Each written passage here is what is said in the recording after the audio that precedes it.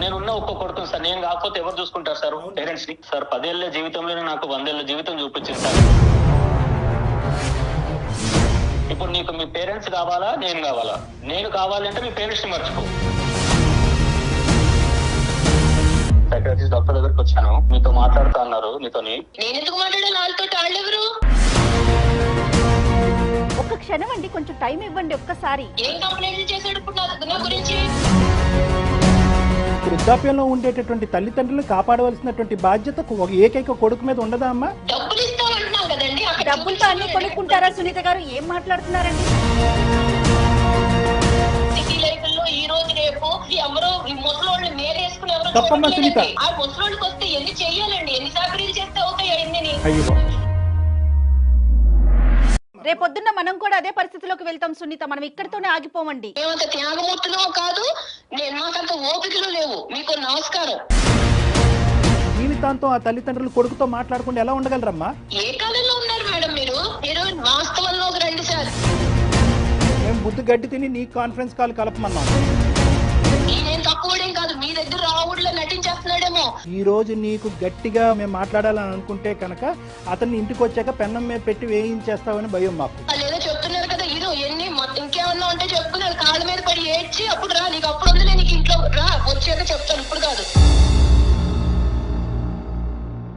Welcome to అందమైన జీవితం. నమస్తే కళ్యాణ్. నమస్తే జయ గారు. నమస్తే అమ్మా. కళ్యాణ్ గారు, హైదరాబాద్ నుంచి ఒక మెయిల్ వచ్చిందండి. అతని పేరు భాస్కర్. ఒక్క నిమిషం. ఈ ప్రోగ్రామ్కి అందమైన జీవితం అనేటటువంటి ఒక చక్కటి పేరు నామకరణం ఎవరు చేశారు? ఎలా వచ్చింది కాన్సెప్ట్? ఫస్ట్ జీకే గారు, గోపాలకృష్ణ గారు, నేను, మన క్రియేటివ్ హెడ్ ఆయన నేను డిస్కస్ చేసుకున్నాం. ఇలా చేస్తే బాగుంటుందేమో, ఒక చిన్న ఐడియా, జస్ట్ ఒక లైన్ ఫామ్ అయిందండి. వెంటనే మీకు కాల్ చేయటం, మనం ముగ్గురం కూర్చోవటం, మాట్లాడుకోవటం, కాన్సెప్ట్ డిజైన్ చేసేసుకున్నాం కదా. అల్టిమేట్గా మనకేంటి, మన జీవితం సాఫీగా అందంగా వెళ్ళాలనుకుంటాం. సో ఈ పేరు అయితే చాలా బాగా కనెక్ట్ అవుతుంది. ఇది చూద్దామా అన్నారైనా. వెంటనే మన ఎండి గారు సుమన్ గారికి చెప్పడం, ఆయన కూడా సూపర్, గో హెడ్ అనేసారు.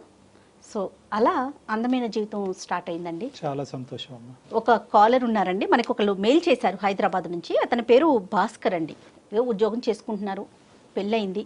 సమస్య ఏంటంటే భార్యతో, తన ఫ్యామిలీతో, తన తల్లిదండ్రులతో, ఇటు భార్యతో మధ్యలో నలిగిపోతున్నాను.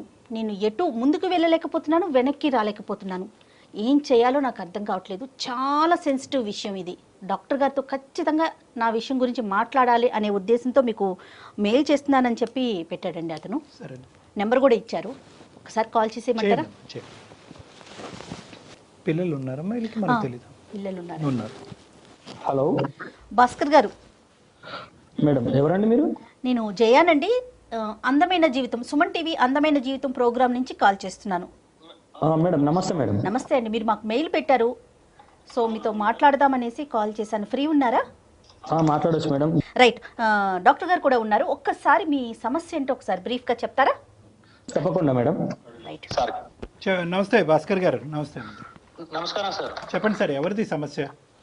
సార్ సమస్య ఏంటంటే, ఎప్పుడైనా సరే మా పేరెంట్స్ పొరపాటున ఎప్పుడైనా మమ్మల్ని చూడాలని వస్తుంది సార్. వాళ్ళు పేరెంట్స్ ఎప్పుడైనా వచ్చినప్పుడు వాళ్ళని అసలు ఎట్లా అంటే రెస్పెక్ట్ కాదు కదా సార్, అసలు చాలా దారుణంగా చూస్తుంది సార్ వాళ్ళని. వాళ్ళు కూర్చున్నప్పుడు వాళ్ళ దగ్గర కూర్చొని, వాళ్ళ ఎదురుగా కూర్చొని కాలు మీద కాలేసుకొని కూర్చోవడం, వాళ్ళకి అట్లీస్ట్ ఏదైనా భోజనం పెట్టాలన్నా, టిఫిన్ చేయాలన్నా కూడా ఏంటమ్మా ఏమన్నా రెడీ అయిందా అంటే, లేదు అక్కడ ఉంది పెట్టుకోపోండి అని చెప్పి వాళ్ళని అమర్యాదగా మాట్లాడటము. అది ఎట్లా అంటే, మా పేరెంట్స్ వస్తే ఒకలాగా ట్రీట్ చేస్తున్నారు, వాళ్ళ పేరెంట్స్ వస్తే ఒకలాగా ట్రీట్ చేస్తున్నారండి. ఎంతసేపు నేను ఫోన్ లో మాట్లాడినా కూడా, ఈవెన్ మా పేరెంట్స్ దూరం ఉంటారు కాబట్టి అట్లీస్ట్ 2 days కోసారో 3 days కోసారో మనం కాల్ చేసుకొని మాట్లాడుకుంటాం కదా సార్, పేరెంట్స్ తో మాట్లాడుతుంటాము. సో అది తనకు నచ్చదు. అది ఎంతసేపు ఫోన్ మాట్లాడుతుంటే నీకేం అవసరం, ఊరికే ఎందుకు మాట్లాడతావు, ఇలాంటి క్వశ్చన్లు అండి. అంటే మా పేరెంట్స్ తో నాకు మాట్లాడుకునే స్వేచ్ఛ లేదా సార్ నాకు? ఎందుకు అంటే మీ పేరెంట్స్ ఏమన్నా తెలిసి తెలియకుండా ఏమన్నా ఈ అమ్మాయిని ఏమన్నా అన్నారా? ఏమన్నా ఆ విధంగా ఏమైనా మనస్తాపం చెంది వాళ్ళ మీద ఒక శత్రుత్వం పెంచుకుందా? ఏంటి కారణం? పెళ్ళైన కొత్తలో ఏమైనా ఇన్సిడెంట్స్ జరిగాయా? అలాంటిది ఏం లేదు సార్. ఎందుకంటే పెళ్ళైన కొత్తలో మేము అంటే ఒక 1 week 10 days అక్కడ ఉన్నాం. పెళ్ళైన తర్వాత జాబ్ ఇక్కడ ఉంది కాబట్టి మళ్ళీ జాబ్ లో జాయిన్ కావాలి కాబట్టి ఎంబటి 1 week 10 days లో వచ్చేసాము. ఈవెన్ మా పేరెంట్స్ దగ్గర మేము వెళ్ళినా, లేకపోతే మా పేరెంట్స్ ఇక్కడికి రావడం వేళ్ళ మీద లెక్క పెట్టుకోవచ్చు సార్. మరి తన పేరెంట్స్ తో వాళ్ళతో మాట్లాడుకుంటూ ఉంటారా? తన ఇంటికి తను మాట్లాడుకోవచ్చు. కానీ నేను మాట్లాడితే మాత్రం ఎందుకు ఊరికే మాట్లాడము? వాళ్ళు ఎప్పుడన్నా పొరపాటున ఎప్పుడన్నా వస్తే వాళ్ళని వెళ్ళిపోయేటట్టుగా మాట్లాడము. మరి మీ పేరెంట్స్ ఇంటికి మీరు వెళ్ళటం కానీ లేదంటే పండగకో పబ్బానికో మీ ఇద్దరు కలిపి వెళ్ళటం అదేమైనా జరుగుతుందా? అది కూడా ఆగిపోయిందా? అది కూడా ఆగిపోయింది సార్. ఏంటంటే ఇప్పుడు ఎంతసేపు వాళ్ళ పేరెంట్స్, వాళ్ళ చుట్టాలు, వాళ్ళ ఫంక్షన్స్, ఎంతసేపు వీళ్ళ చుట్టాలు సైడ్ ఇటు సైడ్ పోవడమే తప్పించి మా చుట్టాలకు కానీ మా పేరెంట్స్ దగ్గరకు కానీ వెళ్ళడం కానీ అసలు జరగట్లేదు సార్. సరే అట్లయినా సరే వీళ్ళు నా వాళ్ళే, వీళ్ళు నాకు పేరెంట్స్ తో సమానం అని చెప్పేసి నేను అట్లయినా సరే అందరూ మన వాళ్ళే అని చెప్పి నేను కలుపుకోపోయేవాడిని సార్. కానీ ఇటు వరకు వచ్చేసరికి ఏంటంటే అవసరం లేదు. 10 years నుంచి ఇదే పద్ధతి అండి, లేకుంటే మధ్యలో మారారు ఆవిడ ఇట్లా? మొదటి నుంచి ఇదే ధోరణండి. ఎట్లా అంటే ఎందుకు ఇంకా ఎట్లా అంటే పీక్స్కి వెళ్ళిపోతుంది మేడం. మీరు ఎప్పుడైనా చెప్పారండి? ఎప్పుడైనా వాదన జరిగిందా ఈ విషయానికి సంబంధించి? మాట్లాడుకున్నారా కనీసం? ఈ విషయం గురించి ఎప్పుడు టాపిక్ వచ్చినా మాకు పెద్ద వార్ జరుగుతుంది మేడం. మాకు వార్ జరగడము, తను వారం 10 రోజులు మాట్లాడకపోవడము. ఎవరు కాంప్రమైజ్ అవుతారండి? లాస్ట్ నేనే కాంప్రమైజ్ అవ్వాల్సి వస్తుంది మేడం. ఇటు పోయి మళ్ళీ కాంప్రమైజ్ అవ్వాలి. కానీ ఇప్పుడు కాంప్రమైజ్ అయ్యే ఓపిక లేదు మేడం నాకు ఇంకా. అంటే బహుశా ఇప్పుడు భాస్కర్, ఇప్పుడు అమ్మ నాన్నకి సంబంధించినటువంటి అంశం ప్రతిరోజు మీరు మాట్లాడుకోవాల్సినటువంటి అవసరం లేదు కదా. ఆ ఇష్యూ కాకుండా మిగతా అన్ని ఇష్యూస్ లో మీ ఇద్దరు అన్యోన్యంగానే ఉంటారా? మిగతాదంతా బాగానే ఉంటుంది. రీసెంట్ గా ఒక చిన్న విషయం అండి. మా పేరు మార్నింగ్ వాష్రూమ్ లో ఉండగా కాల్ వస్తే తను కాల్ కట్ చేశారండి. నేను చూసుకోకుండా రెగ్యులర్ షెడ్యూల్ లో పడిపోయి ఆఫీస్కి వెళ్ళిపోయాను. మళ్ళీ నా వర్క్ చేసుకున్న తర్వాత సాయంత్రం నాకు కాల్ వచ్చిందండి. మళ్ళీ సాయంత్రం కాల్ వచ్చి కాల్ లిఫ్ట్ చేస్తే, ఏంట్రా నువ్వు ఇలా కాల్ లిఫ్ట్ చేయలేదు, మార్నింగ్ ఇలా జరిగింది, నాన్నకి బీపీ షుగర్ అంతా డౌన్ అయిపోయింది, స్ట్రోక్ రావడం జరిగింది, హాస్పిటలైజ్ అయినారు అని చెప్పి నాకు మళ్ళీ ఈవినింగ్ నాకు కాల్ చేస్తే తెలిసిందండి. ఎందుకంటే మార్నింగ్ కాల్ చేశారని చెప్పారు. నేను ఆ కాల్ చేశారని చెప్పారు, మా వైఫ్ కూడా చెప్పలేదండి. అక్కడ బానే ఉన్నారు నాన్నగారు? ఇప్పుడు వెల్ అండ్ గుడ్ అండి. ఇప్పుడు అక్కడ అక్క వాళ్ళు కొంచెం దగ్గరలో ఉంటారు కాబట్టి వాళ్ళు వెళ్ళి చూసుకున్నారు. వాళ్ళు ఈ టైంలో ఆడపిల్లలు, ఈ టైంలో మా అక్కలు వెళ్ళారు, వాళ్ళ హస్బెండ్స్ వాళ్ళ డ్యూటీలో ఉన్నారు. ఆడపిల్లలు ఈ టైంలో అసలే కోవిడ్ సిచ్యువేషన్ లో వాళ్ళని తీసుకెళ్లారో రావడం ఎంత ఇబ్బందిగా ఉంటుంది. అదే కనుక నా వైఫ్ నాకు కాల్ వచ్చింది అని ఒక మాట చెప్పుంటే నేను ఏదో ఒక రకంగా కాల్ మాట్లాడి ఫ్రీడమ్ లో మాట్లాడైనా ఏంటి ఎమర్జెన్సీ అని చెప్పి మాట్లాడి నేను హాస్పిటల్ కి సాయంత్రం లోపు మధ్యాహ్నం లోపు వెళ్ళిపోయేవాడిని కదా సార్. ఎంత ప్రాబ్లం అయిపోయింది సార్. నేను ఉన్న ఒక్క కొడుకుని సార్, నేను కాకపోతే ఎవరు చూసుకుంటారు సార్ పేరెంట్స్ ని? కేవలం నేను పెళ్లికి ముందు మన ఇద్దరమే ఉందాం, మన జీవితంలో ఎవరి జోక్యం ఉండదు అనేటటువంటి ఏకైక మాట పట్టుకుని ఈరోజు సునీత ఇలా వ్యవహరిస్తుందా అనేటటువంటి దానికి మనకు కొద్ది క్లారిటీ కావాలి భాస్కర్. అంటే ఆ అమ్మాయి కేవలం ఒక ప్రైవసీ గురించేనా? ఆ అమ్మాయి కేవలం మీ తల్లిదండ్రులతోనే ఇలాగే ప్రవర్తిస్తుందా, లేదంటే అందరితోనే తనకి సోషల్ కాంటాక్ట్స్ తక్కువ, మీ ఇంట్లోకి ఎవరు రాకూడదు, మీరు ఎవరింటికి వెళ్ళకూడదు అనేటటువంటి ఆలోచన శైలా? కేవలం మీ తల్లిదండ్రుల మీద ఎందుకు ఈ టార్గెట్? కేవలం మా తల్లిదండ్రులు వాళ్ళ విషయం వాళ్ళతో మాట్లాడినప్పుడు కానీ వాళ్ళు వచ్చినప్పుడు కానీ ఏదో ఒకటి జరుగుతుంది సార్. కాదు భాస్కర్, మరి అంటే ఎలాంటి సలహా కోసం మీరు మాకు మెయిల్ చేశారు? డాక్టర్ గారి వైపు నుంచి మీరు ఎలాంటి సలహాను ఎక్స్పెక్ట్ చేస్తున్నారు? మెయిన్ ఇష్యూ ఎక్కడ వచ్చిందంటే మేడం, ఇప్పుడు మా పేరెంట్స్ ఇలా జరిగిందని చెప్పేసి ఆ రోజు ఈవినింగ్ వచ్చి గొడవపడడం జరిగింది మేడం. నాకు చెప్పలేదు, ఎందుకు నువ్వు ఇలా కాల్ కట్ చేయడం జరిగిందని చెప్పేసి ఆ రోజు చాలా పెద్ద గొడవ జరిగింది మేడం. సో అంత గొడవ జరిగేసరికి తను డిసిషన్ కి ఏమొచ్చేసింది అంటే, ఇప్పుడు నీకు మీ పేరెంట్స్ కావాలా నేను కావాలా? నేను కావాలంటే మీ పేరెంట్స్ ని మర్చిపో, నాకు విడాకులు ఇచ్చేసేయండి.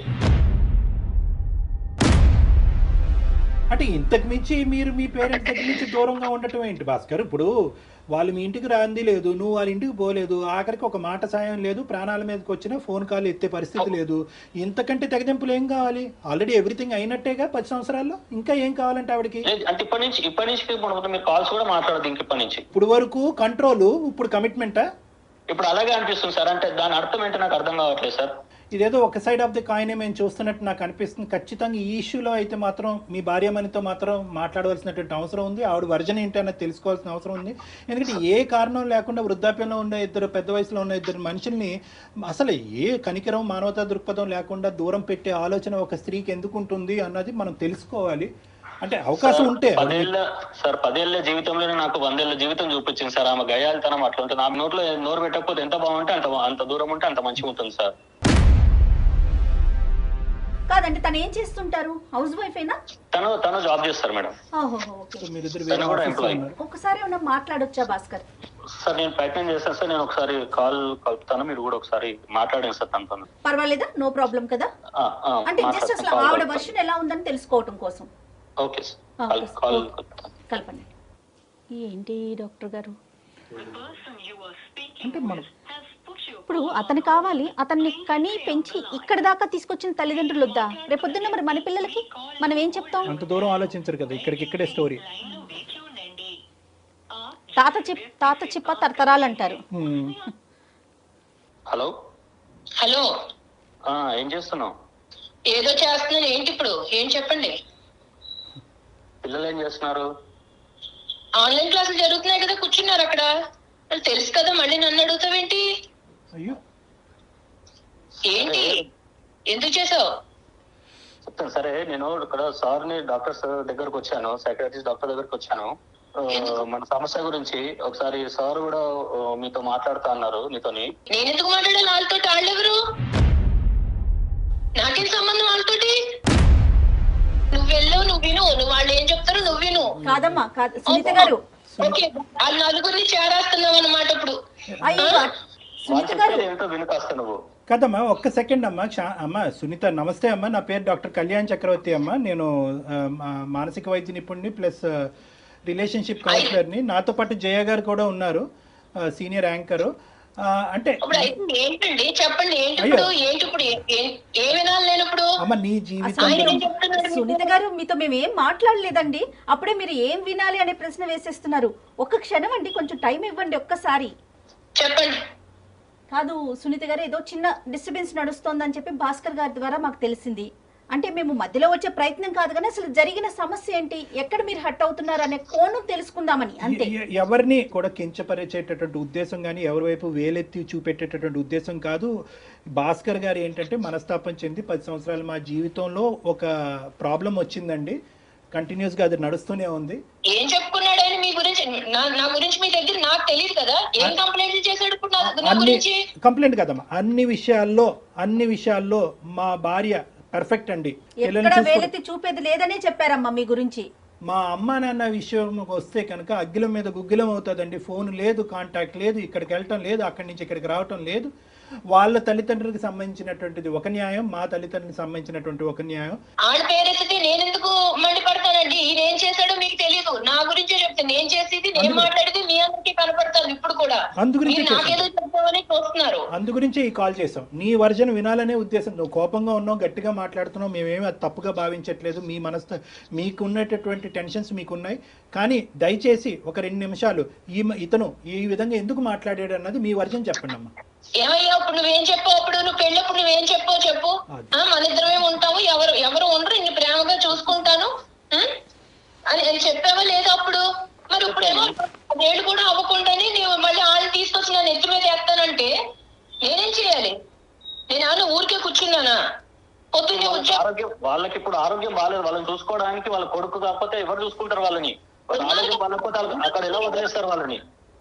ఎవరో ఒకరు చూసుకుంటారు. మనుషులు పెట్టు. ఇప్పుడు నేను ఇక్కడికి తీసుకొస్తే నేను మాత్రం ఎక్కడ చూస్తాను?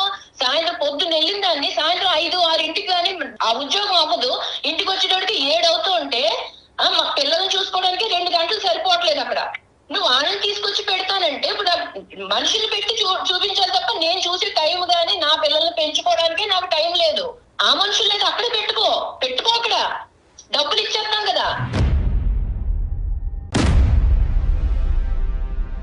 అమ్మ సునీత, కేవలం అప్పుడు పెళ్లికి ముందు ఆ మాట అలా అన్నాడనే ఉద్దేశంతోనే నువ్వు ఈ రోజు ఇలా ఉన్నావమ్మా?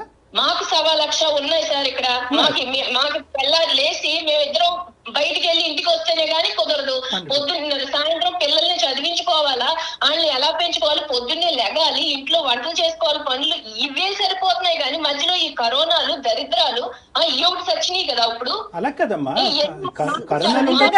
సునీత గారు, కరోనా ఉండొచ్చు, ఏదన్నా ఉండొచ్చమ్మా, కానీ వృద్ధాప్యంలో ఉండేటటువంటి తల్లిదండ్రులను కాపాడవలసినటువంటి బాధ్యత ఏకైక కొడుకు మీద ఉండదా అమ్మా? డబ్బులు ఇస్తామంటున్నాం కదండి. డబ్బులతో అన్ని కొనుక్కుంటారా సునీత గారు? ఏం మాట్లాడుతున్నారండి? సారీ అండి ఇట్లా అంటున్నందుకు. ఎవరో సిటీ లైఫ్ లో ఈ రోజు రేపు తెల్లారు లేసి ఎవరికాళ్ళు ఉద్యోగాలు చేసుకుంటా సాయంత్రం నైట్ అయిపోయి ఇంటికి వచ్చేటప్పటికి ఎవరో ఈ ముసలోళ్ళని మేరేసుకుని ఎవరో ముసలోళ్ళు అదే మాట అనుకోమ్మా. రేపొద్దున్న మనం కూడా అదే పరిస్థితిలోకి వెళ్తాం సునీత. మనం ఇక్కడితోనే ఆగిపోమండి. మానవత్వం మంట కలిసిపోలేదమ్మా. అర్థం చేసుకో. వాళ్ళకిలాగా మేము వచ్చి మీరు పడవండి, పిల్లల మీద మేము పడవం, వాళ్ళు వచ్చి పడతారేమో, మేము వచ్చి పడవం, మా ప్లాన్లు మాకు ఉంటాయి. రేపొద్దున అమ్మ వృద్ధాప్యం అనేటటువంటిది ఎక్స్క్లూజివ్ గా భాస్కర్ తల్లిదండ్రులకు కాదు, మీ తల్లిదండ్రులకి వృద్ధాప్యం వస్తుంది, మీకు వృద్ధాప్యం వస్తుంది. రేపొద్దున పెద్ద అయిన తర్వాత మీ పిల్లలు కూడా వాళ్ళ భార్యలు అంటారు, అరే డబ్బులు పడేసారా ఎందుకు పోయి చూసేదని అంటారు వాళ్ళ భర్తలతో. అది ఓకేనా మీకు? అదే చెప్తున్నానండి. ఇప్పుడు వాళ్ళు మా అమ్మ నాన్న గురించి నేనే వాళ్ళని విడిగా చూసుకోవట్లేదు. వాళ్ళు చూసుకోవాలని నాకు ఉంది, వాళ్ళు పెద్దోళ్ళు అయిపోయారు, కానీ నేను వాళ్ళని చూసుకోవట్లేదు. ఎందుకంటే నాకు అంత టైం లేదు. అది అర్థం చేసుకోరేంటండి? ఎన్నని చెయ్యాలి, బయట చెయ్యాలా, ఇంట్లో చెయ్యాలా ఈ పనులు? ఈయన వచ్చేసి ఆయనకేమో ఇంట్లో పనులు ఏముండవు, బయట పనులు ఆయనతో సమానంగా నేను చేస్తున్నాను. ఆ ముసలోళ్ళకి వస్తే ఎన్ని చెయ్యాలండి? ఎన్ని చాకరీలు చేస్తే అవుతాయి ఎన్ని? వచ్చి కూర్చుంటే అయిపోయింది అనుకుంటున్నారా? కానీ మీరు ముసలోళ్ళు అనే ఆ పదాన్ని మాత్రం ఆపుకోలేకపోతున్నారండి సునీత గారు. అది వినటానికి కూడా చాలా బాధ అనిపిస్తోందమ్మా. ఉన్నప్పుడు ఆరోగ్యంగా ఉన్నప్పుడు వేరే వాళ్ళు లేందే మీ భర్త వచ్చారా, లేకుంటే మీ తల్లిదండ్రులు లేందే మీరు వచ్చారా? ఒక్కసారి ఆలోచించండి. ఏ కాలంలో ఉన్నారు మేడం మీరు? ఏ కాలంలో ఉన్నారు? మాకు కుదరట్లేదని చెప్తున్నాం కానీ చూడమని అనట్లేదు కదా, డబ్బులు ఇస్తాం అంటున్నాం కదా. అమ్మ మీరేమన్నా అమెరికాలో ఉన్నారమ్మా? హైదరాబాద్ లోనే కదా ఉన్నారు, కుదరకపోవటం ఏంటి? హైదరాబాద్ లో ఉంటే ఇక్కడ మాకు నడవదండి, మాకు నడవదు. వాళ్ళని కూర్చోబెట్టి వాళ్ళకి చాకరీలు చేసి వాళ్ళకి సేవలు చేసే టైం మాకు లేదు. పిల్లల్ని చూసుకోవాలా, ఇవి చెయ్యాలా, మాకుండే బాధలు మాకున్నాయి. అంతేగాని నేను చూడను అనట్లా. డబ్బులు ఇస్తాం అక్కడ ఉంచుకోమంటున్నా. ఎవరు మా ఇంటి దగ్గర మాట్లాడటానికి వేరే కారణం ఏదైనా ఉందా వాళ్ళ వైపు నుంచి? అడగండి. అక్కడ ఉన్నారు కదా ఆయన, మీ దగ్గరికి వచ్చాడు కదా ఆయన, ఏదో చెప్పుకుంటున్నాడు కదా నా మీద కంప్లైంట్లు.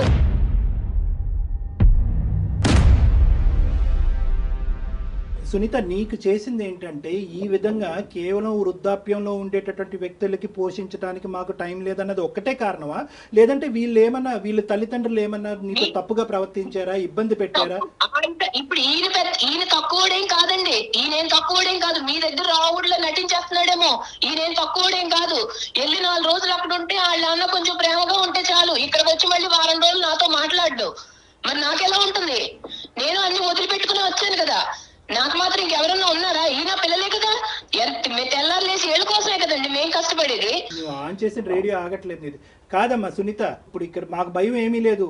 ఈ రోజు నీకు గట్టిగా 1 ఇంచు ఎక్కువగా మాట్లాడాలి అనే ఉద్దేశంతో మేము మాట్లాడాలని అనుకుంటే కనుక అతన్ని ఇంటికి వచ్చాక పెన్నం మీద పెట్టి వేయించేస్తామని భయం మాకు.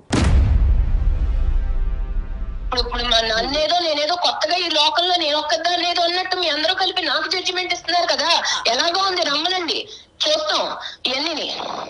నాకు ఇప్పుడే చెప్తున్నారు, మేమంత త్యాగమూర్తులో కాదు, మాకంత ఓపికలు లేవు. మీకు నమస్కారం. మాకు నమస్కారం పెట్టక్కర్లేదు. నువ్వు చెప్పుకో, ఏం చెప్పుకుంటావు చెప్పుకో. ఇప్పుడు వాళ్ళందరూ ఏదో చెప్తున్నారు కదా, ఏం చెప్పుకుంటావు చెప్పుకుని వాళ్ళ కాళ్ళ మీద పడి ఏడ్చి. అమ్మా సునీత, చదువుకున్న దానివి, సమాజం తెలిసిన దానివి, 2 పిల్లల యొక్క తల్లివి, నువ్వు నిజంగా ఇలా మాట్లాడుతున్నావు అంటే, ఇంత మూర్ఖత్వంగా మాట్లాడుతున్నావు అంటే కనుక నమ్మలేకపోతున్నావు. నీ బాధ ఏంటమ్మా? నీ బాధ ఏంటి అన్నది నువ్వు ఇంకా చెప్పలేకపోతున్నావు. ఒకే పాయింట్ ఏంటంటే కనుక అక్కడికి వెళ్ళి నా భర్త కనెక్ట్ అయిపోయి వారం రోజులు నాతో మాట్లాడ్డాను అంటున్నావు. వారం రోజులు నీతో మాట్లాడకపోతే ఉండలేనటువంటి నువ్వు జీవితాంతం ఆ తల్లిదండ్రులు కొడుకుతో మాట్లాడకుండా ఎలా ఉండగలరమ్మా? నీకు అర్థం కాదా? పెళ్లి చేశారు కదా, పెళ్లి చేయకుండా ఉండాల్సిందండి. అప్పుడు మా సంస్కృతులు మాకు ఉన్నాయి. పెళ్లి చేయకుండా ఉండాల్సింది, ఇంట్లోనే పెట్టు కూర్చోవాల్సింది. పెళ్లి చేసుకుంటే భార్యకి భర్త, భర్తకి భార్య, ఇటు కుటుంబం లేదు అటు కుటుంబం లేదు. టైం లేదండి, మీకు అర్థం కాదా? చెప్తుంటే టైం లేదు. మనుషులు చూసుకోవడానికి నీ పిల్లల్ని చూసుకోవటానికి టైం లేదనే మాట అనట్లేదే, నిన్ను నువ్వు చూసుకోవటానికి టైం లేదనే మాట అనట్లేదే, నీ ఉద్యోగానికి వెళ్ళడానికి టైం లేదనే మాట అనట్లేదే. అవును, మా పిల్లలు కదా మేము చూసుకోవాలి. మా పిల్లలు చిన్నపిల్లలు కాబట్టి మేము చూసుకోవాలి. వాళ్ళ చదువులు చెప్పించాలి. వాళ్ళు రేపొద్దున కాళ్ళ మీద నిలబడ్డాక మేము వెళ్ళి వాళ్ళ మీద కూర్చోకూడదు కదా. ఇంతేనమ్మా మానవ సంబంధాలు. ఎవరిని వాళ్ళు పోషించుకుని వాళ్ళ పిల్లల్ని చూసుకోవటమే మానవ సంబంధాలు. మన అవసరం తీరిన తర్వాత తల్లిదండ్రులను తీసుకెళ్లి ఓల్డేజ్ హోమ్స్ లోని వృద్ధాశ్రయాలు పడేయటమైనా. ఇందుకేనమ్మా ఉమ్మడి కుటుంబాలు నాశనం అయిపోతున్నాయి. ఇందుకే ఉమ్మడి కుటుంబాలు నాశనం అయిపోతున్నాయి. మీరు వాస్తవంలోకి రండి సార్, చెప్పుకోవడానికే బాగుంటాయి ఉమ్మడి కుటుంబాలు. వాస్తవంలో మీరు మాట్లాడితే అప్పుడు మీకు తెలుస్తుంది. డబ్బులు పడేస్తే అన్ని కొనుక్కోవచ్చని అనుకోవద్దమ్మా సునీత. డబ్బులు పడేస్తే అన్ని కొనుక్కోవచ్చు. రానున్న రోజుల్లో నీ స్థానాన్ని ఆలోచించలేకపోతున్నావు కాదు. మేము బుద్ధి గడ్డి తిని నీ కాన్ఫరెన్స్ కాల్ కలపమన్నాం. మాకు అయిపోతుంది ఇక్కడ. మేము 10 నిమిషాలు నిన్ను భరించలేకపోతున్నాం. తప్పుగా నేను ఎవరితో ఇలా మాట్లాడలేదమ్మా. కానీ నీ మాట ఎంత బాధపడితే నేను ఇలా మాట్లాడుంటాను మీకు అది అర్థం ఏం కాదా బాధండి? సార్? మిమ్మల్ని శారీరకంగా హింసిస్తున్నారా, మానసికంగా హింసిస్తున్నారా? ఏం బాధపడుతున్నారు మీరు? మేము అనుకున్నట్టు ఆయన ఉండడు సార్, ఉండడు. తెల్లారు లేచి ఆళ్ళ పాటే అమ్మా నాన్న ఏమైపోతున్నారు, ఇక్కడ మీ పిల్లలు ఏమైపోతున్నారు ఆయనకి అక్కర్లేదు. కాదమ్మా సునీత, ఒక్కసారి కొంచెం నిదానంగా ఆలోచించండి. ఇవాళ రేపు పెద్దవాళ్ళు లేక ఉద్యోగాలు చేసే ఆడవాళ్ళం ఎంత నలిగిపోతున్నాం కదా. అది మీ సైడ్ కావచ్చు, అతని సైడ్ కావచ్చు. ఒక పెద్దవాళ్ళు అమ్మో, అమ్మమ్మో, నాయనమ్మో ఎవరన్నా ఒకరుంటే రేపొద్దున మన పిల్లలకి ఆసరా కాదు. మాకు ఎక్స్ట్రా పని తప్ప వాళ్ళ వల్ల మాకు ఉపయోగం లేదు. నువ్వు అసలు ఒక్క నిమిషం 1 మినిట్ కూడా ఈ రోజు నుంచి నెక్స్ట్ రోజు గురించి ఆలోచించలేకపోతున్నాము. నీకు broad minded thinking, futuristic thinking లేదు. సారీ, నిన్నేమి నిందించట్లేదు, కానీ ఒక్క మాట చెప్తాను. నా బాధ కూడా మీరు అర్థం చేసుకుని చెప్పుంటే బాగుండేది. మీకు ఆయన ఏం అదే చెప్పాడో కదమ్మా, నా మీద తెలీదు. అదే కదా తల్లి. భాస్కర్ ఫోన్ చేసినప్పుడు ఏంటయ్యా ఇలా మాట్లాడుతుంది, ఒక ఆడది అలాగే ఎక్కడో ప్రవర్తించేటటువంటి దానికి దాఖలాలే లేవు అని చెప్పి పొగుడుతున్నాడు నీ భర్త నీ గురించి, అన్ని ఇష్యూస్ లో బాగుందండి ఇది అదే అని చెప్పి. నీ నోటి ద్వారానే ఈ రోజు నువ్వు నీ జీవితాన్ని చండాలం చేసుకున్నావు అమ్మా. ఇప్పటి వరకు నీ మీద మాకు ఎటువంటి నెగిటివ్ నా ఇంప్రెషన్ బాధ చెప్పుకుంటే మీకు అలా అనిపిస్తుంటే నేనేం చేయలేను కదా. నా బాధ ఇది నా బాధ. ఈ మనిషి మీ ఇంట్లోంచి వాళ్ళ తల్లిదండ్రులు బాగోగులు తెలుసుకోవటం గురించి దొంగతనంగా ఫోన్ మాట్లాడవలసిన అవసరం ఏముందమ్మా? అతను నిజం చెప్తున్నాడు, అబద్ధం చెప్తున్నాడు, పోనీ దీనికన్నా చెప్పు. అవునండి, వాళ్ళు మాట్లాడుకునేది ఏంటనుకుంటున్నారు? నా గురించి చెప్పుకోవడమే తప్ప వాళ్ళు మామూలుగా మాట్లాడుకోరు సార్. నేను ఎందుకు ఊరికే వద్దంటాను, ఎందుకు చెప్తాను? దాంట్లో అక్కడ జరిగేవి ఏంటంటే ఇక్కడ నేనేం చేస్తున్నాను, నా గురించి కంప్లైంట్లు చెప్పడమే అతనికి పని, వేరే పని ఏమీ లేదు. అక్కడి నుంచి వాళ్ళు చెప్పినట్టు ఈయన నడుచుకుంటాడు ఇక్కడ. మీకేం తెలుసు ఎన్ని? అమ్మా అదే ఉద్దేశంతో మొన్న ఫోన్ కాల్ కట్ చేసావు. అతని ప్రాణాల మీకు వచ్చుంటే అమ్మా, పెద్ద ఆయన ప్రాణాల మీకు వచ్చుంటే ఈ రోజు నాకేం తెలుసండి వాళ్ళు ఎందుకు చేశారో నాకేం తెలుసు. రోజు ఈ చర్చా కార్యక్రమాలు పెట్టుకుంటారని నేను కట్ చేశాను, అంతేగాని అడుగుంట్లో పోలేదని నాకు తెలుసా? తెలిస్తే కట్ చేస్తానా? కాదా మరి ఆ పెద్ద ఆయనకి ఏమైనా జరుగుంటే, దగ్గరలో ఆడపిల్లలు ఉన్నారు కాబట్టి హాస్పిటల్ ఏం జరగదులేండి, ఇప్పట్లో ఏం జరగదు. దివ్య భవిష్యవాణి ఏదో అంటారు, అన్ని ఉన్నట్టున్నాయమ్మా నీ దగ్గర అన్ని. అమ్మా ఐఎమ్ సారీ అమ్మా, జీవితం అంటే ఇది కాదమ్మా. భాస్కర్, ఇంకా సేపు మేము మాట్లాడితే నీ సిచ్యువేషన్ ఇంకా డిటీరియేట్ అయ్యేటట్టుంది. అందమైన జీవితం యొక్క పర్పస్ ఏంటంటే ఉన్న స్థితిని అలాగన్నా ఉంచాలి, లేదంటే కరెక్ట్ చేయాలి. ఉన్న స్థితిని దిగ్గజార్చేటటువంటి ఉద్దేశం మాకు లేదు. పెనం మీద నుంచి పొయ్యిలో పడే పరిస్థితిని మేము తీసుకురాం మిమ్మల్ని. సారీ అండి సునీత గారు, సారీ అమ్మా. ఏం చెప్తారు వాళ్ళు ఏదో చెప్తున్నారు కదా, ఇరు ఎన్ని ఇంకేమన్నా ఉంటే చెప్పుకున్నారు, కాళ్ళ మీద పడి ఏడ్చి అప్పుడు రా, నీకు అప్పుడు ఉంది, నీకు ఇంట్లో రా, వచ్చాక చెప్తాను, ఇప్పుడు కాదు చెప్తాను రా పని అప్పుడు. భాస్కర్ సార్ ఇదే సార్ తన వర్షన్. దీన్ని వర్షన్ అంటారయ్యా, దీన్ని వర్జన్ అంటారా? నువ్వు 10 సంవత్సరాలు భరిస్తూ ఒక్కొక్క మెట్టు దిగుతూ తల్లిదండ్రుల్ని దూరం పెట్టుకుంటూ వాళ్ళని ఇబ్బంది పెట్టి నువ్వు ఇబ్బంది పడుతూ ఇదంతా నువ్వు చూసేటటువంటి పిల్లలు ఏమి నేర్చుకుంటారు? రైట్, ఓకే, అమ్మకి నాన్నకి కూడా ఇదే సినిమా చూపెడదాం రానున్న రోజుల్లో అని చెప్పి నీ కొడుకులు అనుకోరా? సార్ పెళ్ళైనంత మాత్రాన మొత్తం అంతా పూర్తిగా భార్యకు లొంగి ఉండాలా సార్? ఆ ప్రశ్న మీరు ఇప్పుడు కాదండి, 10 ఏళ్ల క్రితం మాట్లాడాల్సిన ప్రశ్న ఇది. 10 ఏళ్ళండి భరించేది. Starting trouble, ending trouble. Starting trouble ని సెట్ చేసుకోకపోతే ఎండింగ్ ట్రబుల్. కళ్యాణ్ గారు అసలు ఆవిడ వర్షన్ ఏంటండి? ఎటువైపు ఆలోచించట్లేదు తను. ఆవిడకి ఏదో ఒక విచిత్రమైనటువంటి వ్యక్తిత్వపరమైనటువంటి లోపం ఉందబ్బా. పర్సనాలిటీ డిసార్డర్స్ అంటారు వీటిని. ఏం చేయమంటారు సార్? నాకు ఒక మంచి సొల్యూషన్. అంటే ఎలాంటి డెసిషన్ తీసుకుందాం అనుకుంటున్నారు భాస్కర్ మీరు? నేను కావాలంటే వాళ్ళని వదిలేయండి. ఓకే, తన వర్షన్ కాదు, ఇక్కడ కూడా మీరు తన వర్షనే చెప్తున్నారు. మీ వర్షన్ చెప్పండి. ఇక నేను భరించలేను మేడం. నేనైతే వదిలేద్దామని డిసిషన్ తీసుకుందాం అనుకుంటున్నాను. విడిపోవాలనేటటువంటి ఉద్దేశంతో మేము చెప్పట్లేదు, కానీ అది నిజంగా మీరు చేసి చూపెట్టాలి. అంటే నేను ఇంకా భరించలేకపోతున్నాను అనేటటువంటి దానికి యాక్షన్ ప్లాన్ కావాలి. ఇక్కడ తల్లిదండ్రుల్ని కాపాడుకోవటం అనేది మీ బాధ్యత. రేపొద్దున మీ పిల్లల్ని మిమ్మల్ని చూస్తారా చూడరా అనేటటువంటి అంశం తర్వాత పెట్టండి. మీ తల్లిదండ్రులు మీకేం అన్యాయం చేయలేదు, మీకేమీ తక్కువ ఇవ్వలేదు. మీ తల్లిదండ్రులు ఎప్పటికీ కూడా మమకారం ప్రేమతోనే మిమ్మల్ని ఇప్పటి వరకు పెంచి పోషించారు. పెళ్ళి అనేటటువంటి ఈ అంశం వాళ్ళ జీవితానికి ఒక శాపం కింద మారిపోయింది. కాబట్టి వాళ్ళని కాపాడుకునేటటువంటి ప్రయత్నంలో మీ ఆవిడికి ఒక గట్టిగా బుద్ధి చెప్పేటటువంటి ప్రయత్నం చేయండి. అంటే కొట్టండానో తిట్టండానో హింస పెట్టండో అని చెప్పట్లేదు. నేను మా తల్లిదండ్రులకు స్థానం లేనటువంటి నా జీవితంలో నీకు కూడా స్థానం లేదు అనేటటువంటి వార్నింగ్ ఇచ్చి మీ పిల్లలతో పాటు మీరు దూరంగా ఉండేటటువంటి ప్రయత్నం చేయండి. సో ఒక్కసారి బెదిరించమంటారా? అంటే దాన్ని బెదిరింపు అంటారా, లేదంటే ఒక విధమైనటువంటి ట్రీట్మెంట్ అంటారా అనేది మీకు వదిలేస్తున్నాను. అంటే ఆవిడకు ఒక శిక్ష పడాలి. శిక్ష పడాలి అంటే కనుక కుటుంబం అనేటటువంటిది ఎప్పుడు కూడా నీ చెప్పు చేతల్లో నీ కాళ్ళ కింద చెప్పులాగే ఉంటారు అని అనుకోవద్దు. నాకు ఒక అహంకారం ఉంది, నేను ఒక మగాడిని, నేను ఒక ఇద్దరు తల్లిదండ్రులకు ఒక కొడుకుని, నేను మగాడిని అనేటటువంటి ఆలోచనతో, అంటే మగ ఆడిన అనేటటువంటిది నేను వ్యత్యాసం చేయట్లేదు, కానీ ఆవిడకి ఈ యాంగిల్ చూపెట్టాలి అంటే మీ విలువను తెలియజేయమంటున్నారు. మీ విలువను తెలియాలి అంటే కనుక దూరంగా ఉండి కొంతకాలం మీరు లేనటువంటి లోటునే ఆవిడకి అర్థమయ్యేటటువంటి విధంగా చూపెట్టండి. మళ్ళీ ఆవిడ మాట తీరు చూడండి, ఏ విధంగానూ కాంప్రమైజ్ కాదాయే. కాన్ఫరెన్స్ కాల్ సునీత కలపమన్నాం, అక్కడి నుంచి అసలు వాళ్ళ తల్లిదండ్రులు కలిపి ఉంటే కనుక వాళ్ళు కొడుకుని దూరం చేసుకుని ఎంత బాధపడుతున్నారో అక్కడ అసలైన వర్జన్ తెలుసు. నాకు ఇంకొక విషయం ఏమనిపించిందో చెప్పనండి, సునీత తల్లిదండ్రుల పెంపకం ఎంత అధ్వానంగా, అంటే ఒక తల్లిదండ్రుల పెంపకం గురించి మనం ఇంత ఓపెన్ గా చెప్పుకోకూడదు, కానీ ఆవిడకి ఏం విలువలు నేర్పించారండి? వాళ్ళు ఏమైనా చెప్పడానికి ట్రై చేశారా భాస్కర్? ఒక లాస్ట్ క్వశ్చన్, వాళ్ళు మీ అత్తగారు సునీతకి ఏమైనా చెప్పడానికి ట్రై చేశారు? అలాంటివి చాలా జరిగాయి సార్, చాలా జరిగాయి. అవి అప్పటికి అవి అంతవరకే ఉంటాయి సార్, మళ్ళీ తర్వాత సేమ్. రైట్ భాస్కర్, ఒక్కసారి డాక్టర్ గారు చెప్పింది ఆలోచించండి, త్వరపడండి, మంచి నిర్ణయం తీసుకోండి, థ్యాంక్ యూ మేడం, చక్కని డెసిషన్ తీసుకోండి, చక్కగా ఉండండి. Thank you sir.